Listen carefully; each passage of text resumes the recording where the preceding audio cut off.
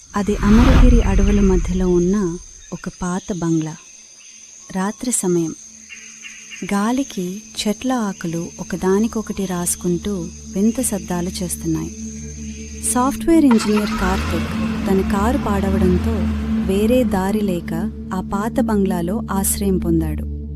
అక్కడ ఒక వృద్ధుడు మాత్రమే కాపలాగా ఉన్నాడు. వృద్ధుడు, బాబూ, ఈ రాత్రికి ఇక్కడ ఉండండి, తప్పులేదు. కానీ ఆ చివరన ఉన్న గదివైపు మాత్రం వెళ్ళకండి. దానికి తాళం వేసి ఉంటుంది. కానీ లోపల నుండి శబ్దాలు వినిపిస్తే అస్సలు పలకకండి. కార్తిక్, ఏంటి తాతయ్య, ఈ కాలంలో కూడా ఈ దెయ్యం కథలేంటి?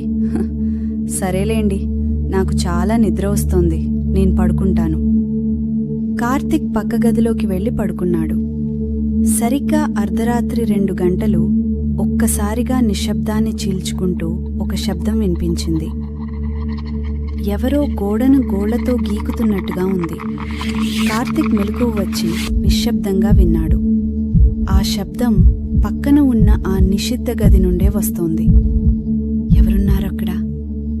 బహుశా ఆ ముసలాయన నన్ను భయపెట్టాలని చూస్తున్నాడా? ఏంటో చూద్దాం.